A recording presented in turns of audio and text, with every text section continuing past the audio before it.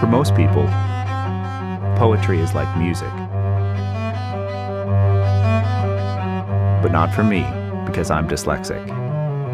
Even though I love words, trying to read poetry is like listening to music with half the notes missing.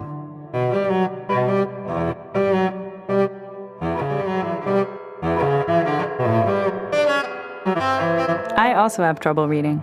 I have attention deficit hyperactivity disorder, and for me, trying to read poetry is like trying to listen to a cello sonata during rush hour. Now imagine if every poem, Every love letter, every novel, every job application were this hard to understand. For tens of millions of us living in the hidden world of dyslexia and attention deficit hyperactivity disorder, this is everyday life.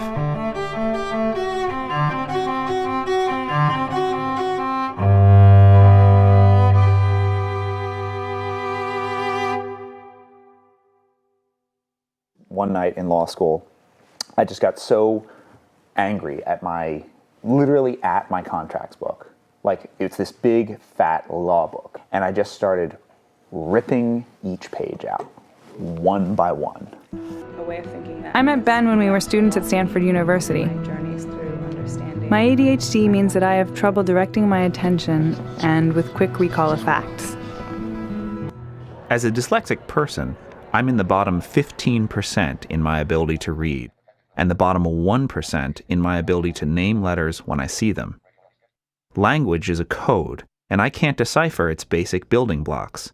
Dyslexia is neurologically based, and it will be part of me, as it is part of all dyslexics, for life. That's my brain reading on the right. See how much less activity there is? For most people, reading is automatic. For me, it's a manual process. I have to assemble each word, and I often assemble them the wrong way. As a person with attention deficit hyperactivity disorder, I have difficulty choosing where to focus my attention. Regions of my brain that control attention are less active.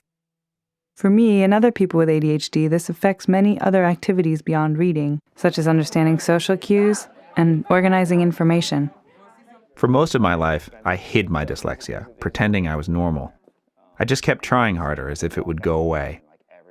But trying harder will not give a blind person sight. In third grade, the primary thing you're doing is you're learning how to read, and it's a very important measure of your competence as a human being. I didn't measure up. I was putting in the time and the energy. I wasn't getting it, and so I felt left out. I felt powerless. When I would come home furious at a teacher for having made me take my spelling test over and over and over, I'd wreck my room. I'd smash things. I think I came in with the same sort of sunny optimism that most law students start with. I'm going to change the world. But at about week 2, my path and the path of other people in law school started to diverge. I immediately recognized how much trouble I was in, how uphill this battle was going to be. As someone who's dyslexic, I've never been able to read for detail. Law school pushed me to my breaking point. Throughout my life, determination and perseverance had allowed me to succeed. But this approach failed me at law school. Depressed and frustrated, I started to explore my dyslexia. I began to use accommodations, like a talking computer and books on tape. I also started to talk openly about my dyslexia, and in reaching out for others, I met Stephanie May. I went for the testing, and they came back with this ADHD thing, and I was like, what is this? I didn't know, my family didn't know. They didn't know how to respond, and I didn't know how to respond. So it started me down this whole journey of self-discovery. My problem is that if you zero in on certain processing capabilities, I'm severely below average in the 5th percentile. It involves information retrieval and storage. It's organizing and processing information, speed and accuracy. When you go to a professor to disclose, what do you do?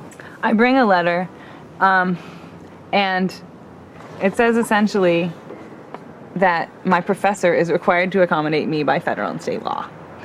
You have no choice, you must accommodate this student. And it sets up sort of its own barrier in a way. I went in, I was really nervous. I gave him the letter and was as nice as I could think to be about it. And at the end, he said, well, I don't really believe in learning disabilities. I'm going to do this because I'm required to do it by law, but I don't like it and I don't think it's fair. The accommodations that I got for that class, on the exams, I got time and a half in a separate room. And for that particular class, that made all the difference in the world for me. When I got the first midterm back, on the curve I shot way above. It was like they did a little distribution. Here's the curve, here's me, right? I got an A+ in that class. Without the accommodation, B- if I'd been lucky.